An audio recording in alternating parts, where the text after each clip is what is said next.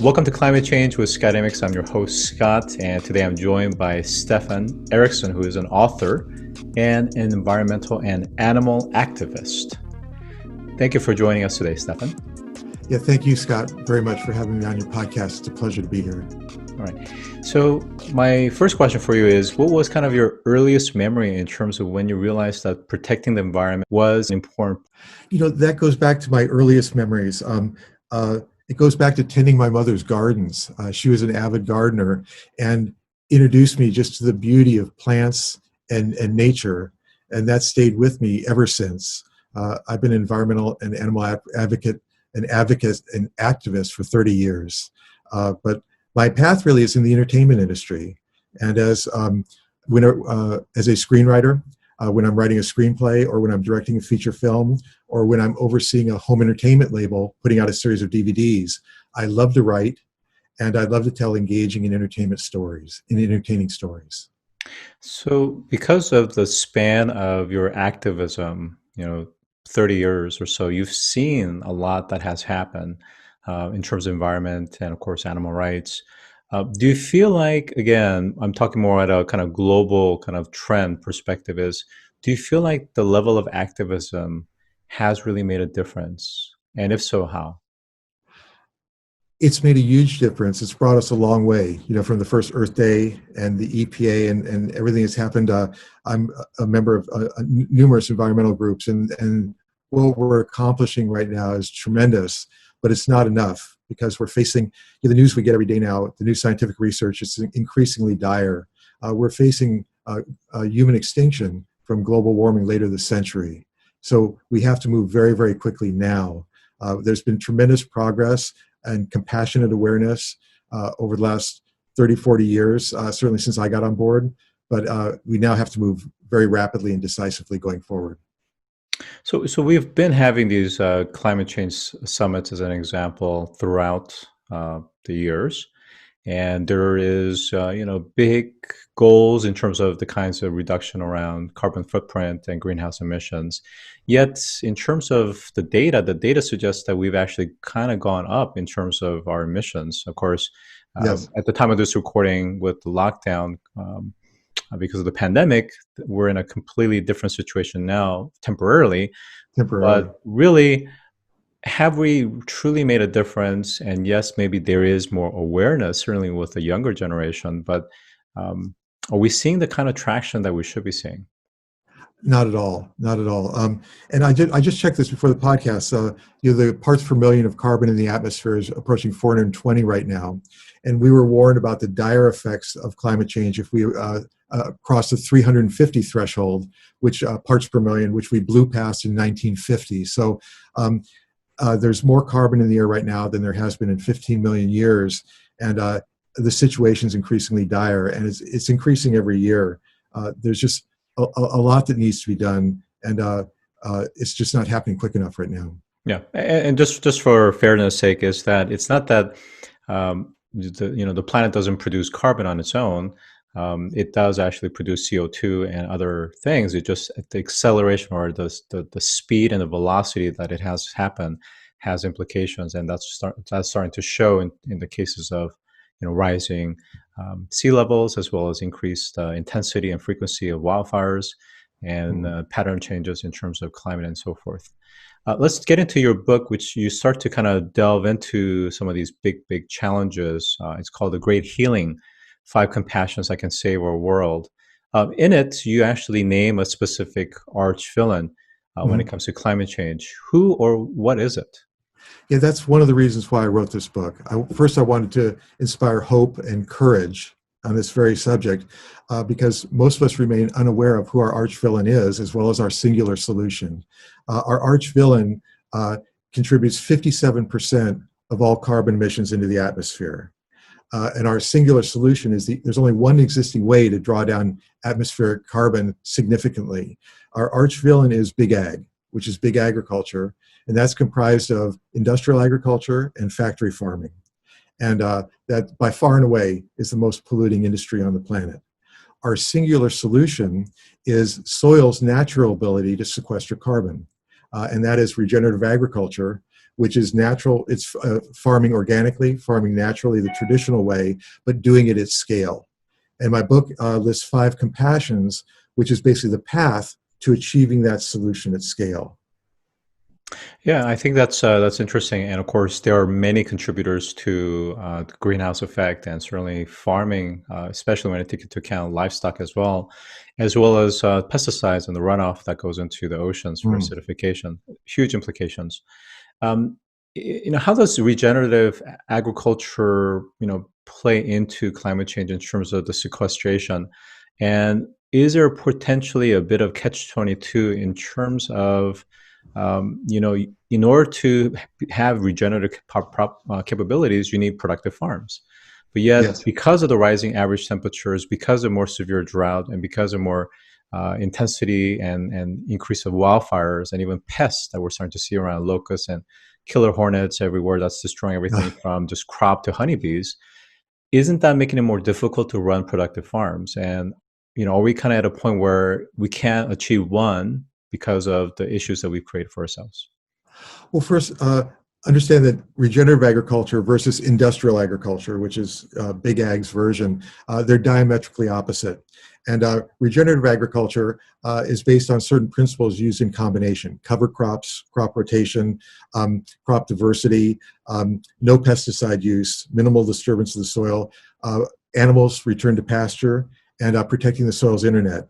Industrial agriculture, Vandana Shiva, a renowned international soil scientist, calls them its collection of violent tools. And in The Great Healing, we talk about those tools, which are monocrop farming, pesticide use, synthetic fertilizers, water overuse, and basically farmer indebtedness, farm worker exploitation, and GMO seeds.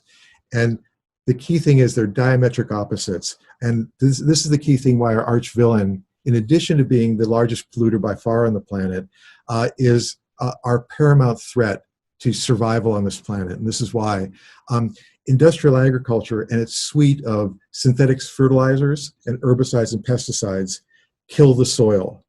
They eliminate the soil's ability to sequester carbon, which is our one solution. In other words, synthetic fertilizers and pesticides and herbicides, when they're applied to the soil, they kill everything: every weed, every insect, migratory monarchs, they kill our bees; migratory birds, they kill everything. And most importantly, they kill the earthworms and the rich microbiome of the soil. So industrial agriculture takes healthy soil sequestering soil and converts it into dead carbon releasing dirt. And because of that, they're our arch villain. They're our preeminent threat to global extinction this century is this one industry. And my book gets into the compassions or an evolution, where if people understand compassion for animals and compassion for all living beings, then it gets into compassion for self. And if they understand healthy food and taking care of your body temple, and then they understand the beauty of industrial agriculture, but also how regenerative agriculture, but how to contribute over 1 million new jobs and revitalize our ravaged rural communities nationwide, because this has to be done at scale, but on small farms. And there's a demand for that product. But then they'll understand they can elevate compassion to the next level, which is our democracy, which we can maybe get into, but it's all about affecting change at the national level, because that's where all this really has to come. You asked originally about individual contributions and what progress we're making. Right now, the COVID epidemic offers a unique opportunity that we're seeing the world through a new lens. Things are much cleaner now. There's a lot less activity. And I think all of us realize the situation we're emerging from, the new reality, is going to be different from what it was before COVID. And I think it's a tremendous opportunity to enact policy like the Green New Deal and a new farm bill, which will actually take and shift the American economy into the growing $26 trillion global new economy. And that new economy is based on principles like sustainability, earth-friendly, humane, and just. And it's that shift that we need to do, and that's the evolution of the 5 compassions, because change has to happen at the government level. And a key thing about that, by the way, is it's nonpartisan. This is not a Republican issue. It's not a Democratic issue. Saving the planet is a human issue and a human imperative. And so my book outlines our arch villain, our solution, and the path to get there through compassionate activism. So that's why I wrote it. So I think in terms of the power of regenerative farming, it's well studied, and of course, I'm very much aware of technologies and startups that's specifically addressing some of these areas, such as being able to reactivate the microbiomes to do what they were supposed to do. Before we started to use chemical fertilizers, as an example, Yes. or natural pesticides instead of having to use the harmful pesticides that not only wash away after a rain but it Mm, goes into the soil, the water tables, and eventually to the rivers and the oceans. So the power of the regenerative farming is huge, and of course we know of researchers that are working to deepen the root system. And by hmm. deepening the root systems of plants and trees, that alone will more than sufficiently absorb the CO2 that's out in the atmosphere. Right. The real issue is that of realism. So, in other words, are we being naive to think that pursuing the five compassions is going to lead to change? Because, one of the things that I think you kind of start to allude to, but really didn't go into too much, is the underlying economic and political interest. And these are powerful because they're ultimately industry driven. These industries, ag is just one of many, are harming the environment. And Mm, as long as it remains profitable, as long as continues to lobby and apply capital and have political muscle behind it to protect their interests, nothing's really going to change, no matter the kind of compassion or the self-awareness that we have. So how do we address this?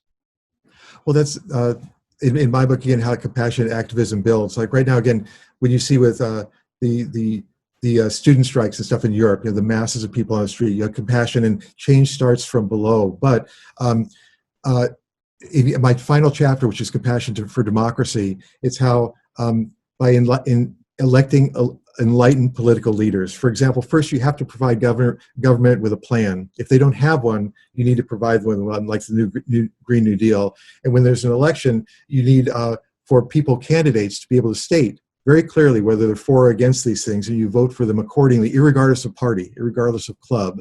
Um, right now, like you mentioned, like money rules American democracy, and part of my chapter is all about how our democracy has been eroded, with this basically politicians being bought and sold and coerced by the donations they have to be able to run for office. So um, uh, the solutions really are through our government, and a strong, healthy government, and a well-run government, and with vision. The vision can be supplied from underneath, but we need basically policy change from our government.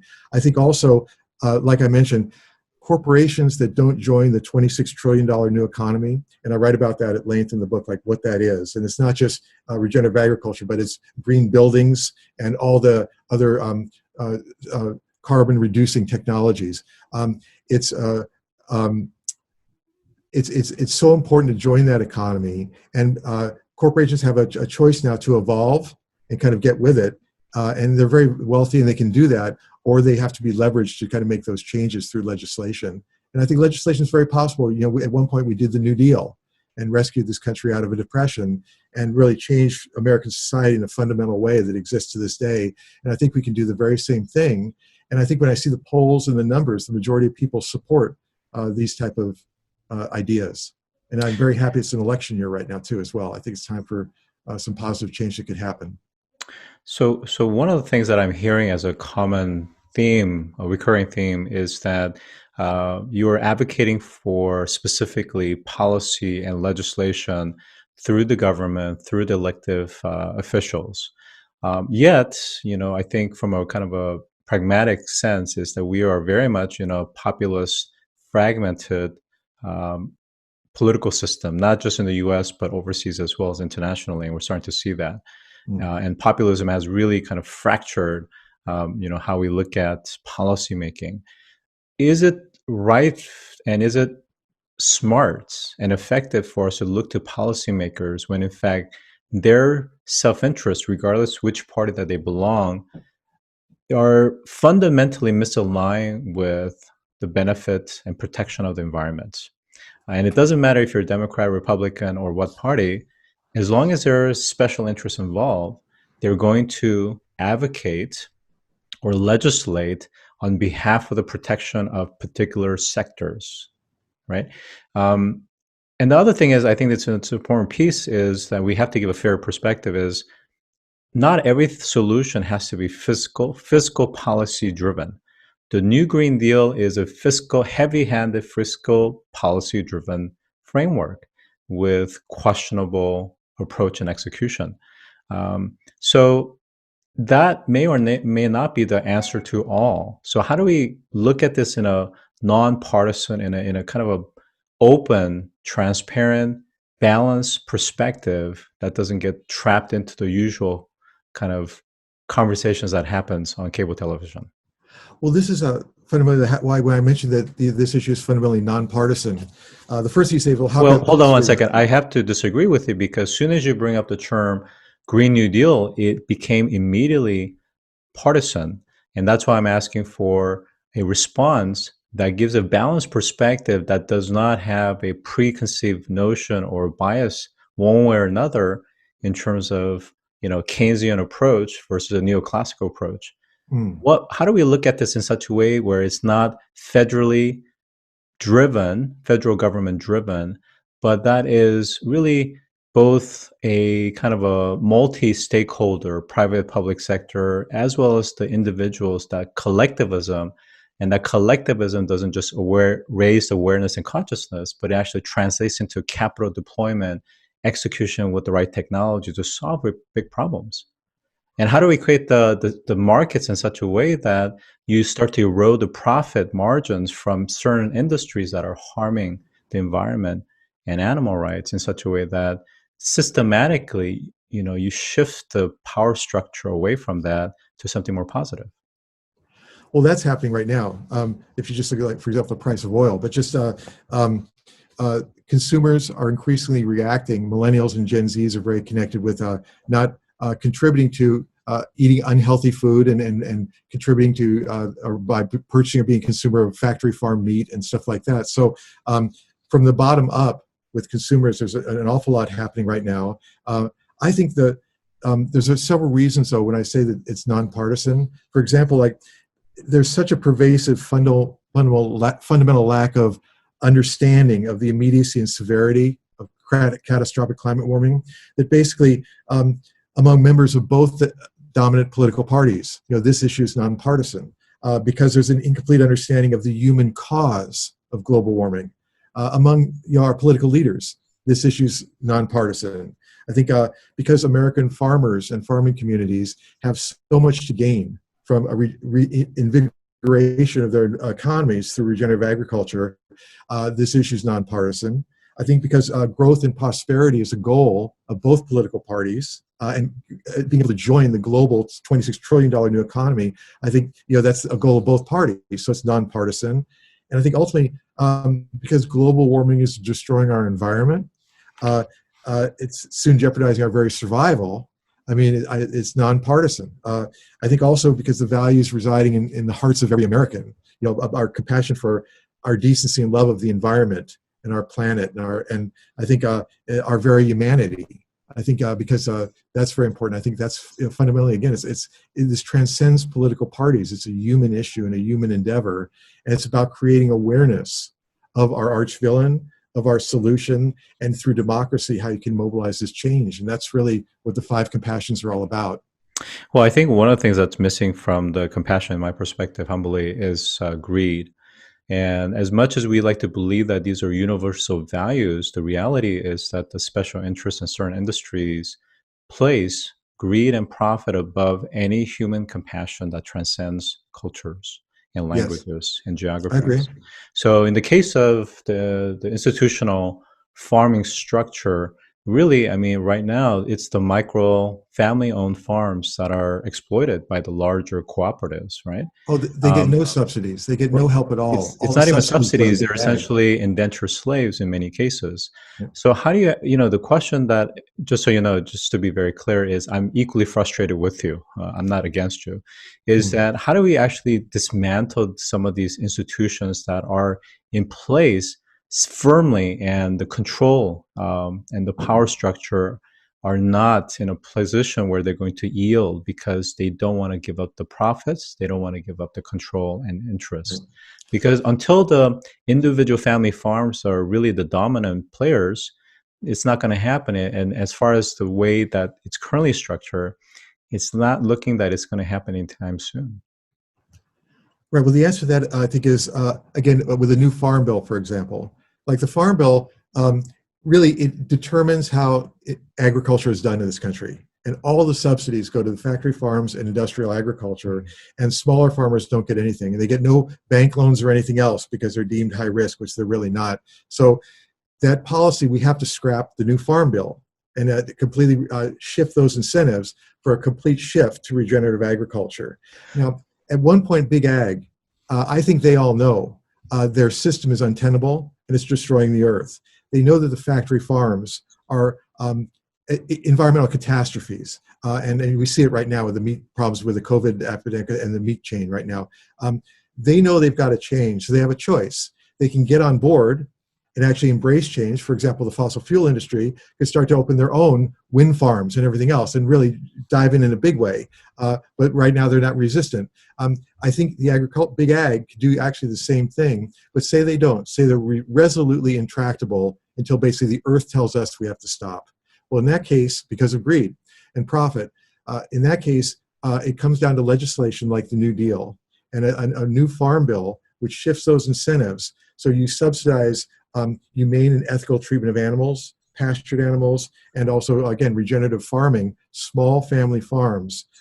One of this, I travel across the country, and everywhere you go, all of our rural communities are just impoverished. It's just poverty. Yes, absolutely. Absolutely. Nobody lives there Highest anymore. suicide rate.